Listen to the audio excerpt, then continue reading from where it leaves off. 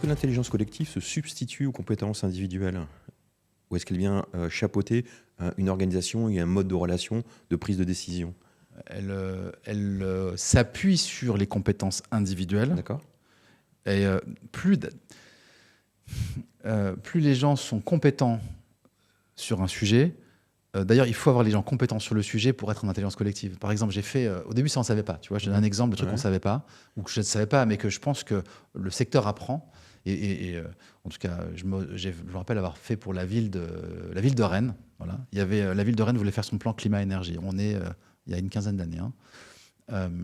Donc on s'est dit, avec la ville de Rennes, on va rassembler, c'était la mairie, donc on va rassembler les acteurs de la ville, on va avoir des entreprises, des citoyens, des associations, pour se rassembler, pour réfléchir ensemble à notre plan climat-énergie, comment est-ce qu'on va économiser du CO2 dans la ville de Rennes, exemple.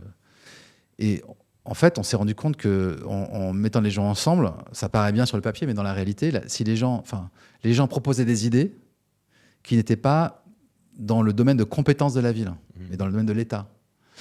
Ou alors, on avait des gens avec des niveaux d'expertise tellement différents que les discussions n'avaient pas de sens. C'est-à-dire que des gens discutaient, un expert sans comprendre. Et donc, un des enjeux de l'intelligence collective, c'est de bien... la compétence individuelle est éminemment importante. Donc, on est toujours il y a toujours un cadre. De quoi on parle, de quel domaine, sur quel sujet, périmétrer le sujet. Avec il y a des sujets qui sont hors du thème de discussion, puis il y a ce qui est dans le thème de discussion, et puis il y a les bonnes personnes. Alors, les bonnes personnes, ça peut être celles qui ont la compétence ou celles qui sont concernées. Mais en l'occurrence, dans ce cas-là, il y avait des histoires de compétences et de scoping, de caradrage qui manquaient. Et donc, c'est pour ça qu'il y a un savoir-faire dans l'intelligence collective pour pouvoir produire des effets qui sont pertinents.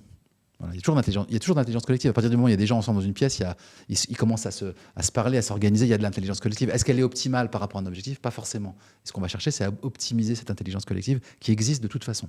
Alors, est-ce que tu peux peut-être donner des définitions qui sont importantes dans ton domaine, sociocratie, holacratie? Oui, alors, ça, c'est des sujets aussi qui sont très importants d'être développés ici, je effectivement, donc intelligence collective, vous êtes dans une réunion ou dans une pièce avec des gens, et puis vous êtes dans une entreprise, il y a une réunion, vous êtes 10, 20, 50, 100, peu importe, et il y a un objectif. Et on va utiliser de l'intelligence collective pour peut-être partager par exemple, co-créer la stratégie ou la mise en œuvre d'une feuille de route, par exemple. Donc, à un instant T, on va rassembler des gens. Et ce qu'on a expérimenté, c'est que, ce faisant, les gens vivaient une expérience d'être ensemble supérieure à ce qu'ils vivaient au quotidien. Et ils nous disaient, et la question qui se posait, c'était, mais est-ce qu'on ne peut pas vivre cette qualité tous les jours? Et la question qui s'est posée quand on est en tant que facilitateur de séminaires, de rencontres, de réunions d'intelligence collective, c'est ça serait quoi un mode de fonctionnement, une gouvernance de l'entreprise, un mode opératoire de l'entreprise qui, au quotidien, est cranté dans l'intelligence collective et pas dans un mode hiérarchique pyramidal qui était le modèle par défaut. Et donc, pour ma part, je me suis intéressé à ce sujet il y a plus d'une douzaine, quinzaine d'années. Et donc, il y a des définitions, en fait, au sens, il y a des grandes, on peut dire, méthodes ou des méthodes, je ne sais pas si les experts seraient d'accord avec ces mots-là, mais peu importe. Donc, la sociocratie, c'est une approche, on va dire, qui se traduit par une méthode de gouvernance des entreprises qui vient des Quakers, et puis donc on est aux États-Unis au 19e, milieu du 19e siècle, puis qui s'est beaucoup développé après en Hollande, et qui fait d'ailleurs en Hollande, aux Pays-Bas, la sociocratie est même dans le droit des Pays-Bas un système d'organisation. On peut être officiellement un système d'organisation d'entreprise qui est piloté par la sociocratie. Ça veut dire quoi? Ça veut dire qu'il y a le mode de décision se fait sur la base du consentement. Okay. Donc il n'y a pas un chef qui tranche, il y a le consentement, ce qui est différent du vote. Le vote, c'est la majorité qui décide. Le consentement, c'est s'il n'y a pas d'objection à une proposition. C'est une sorte de consentement tacite. C'est un consentement, alors c'est-à-dire qu'on va demander aux gens si sur une proposition vous avez une objection, et on va définir du coup ce que c'est une objection ou pas d'ailleurs. Alors la sociocratie n'a pas défini l'objection, la sociocratie telle qu'elle est pratiquée au sens les cercles sociocratiques, ils demandent aux gens si sur une décision X vous avez une objection, c'est-à-dire que vous pouvez vivre avec ça oui ou non. Pas, Voilà. C'est d'ailleurs intéressant parce que si on va dans ce sens-là, on a besoin dans un collectif qui fonctionnerait sociocratiquement. enfin, plus on va définir ensemble la définition, enfin, on va se mettre d'accord sur ce que c'est une objection valable, sur qu'est-ce qui nous permettrait de ne pas être d'accord avec une proposition finalement.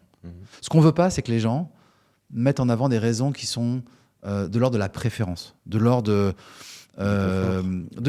ça peut être des préférences au sens de l'ego, c'est-à-dire moi, mon truc, j'ai envie de mettre parce que j'ai envie de prendre le dessus sur les autres, je veux pousser mon truc, donc je vais être pas d'accord par principe, ou j'ai un jeu politique. On veut pas de ça, on veut se libérer de ça, on veut se libérer des mauvaises raisons pour pas être d'accord, et on va chercher vraiment, je parlais du mot sagesse tout à l'heure, la meilleure solution au service de l'enjeu commun. Et donc on va être opposable.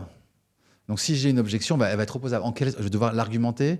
Et donc, c'est pour ça que c'est intéressant en amont d'avoir défini ensemble c'est quoi une objection valable.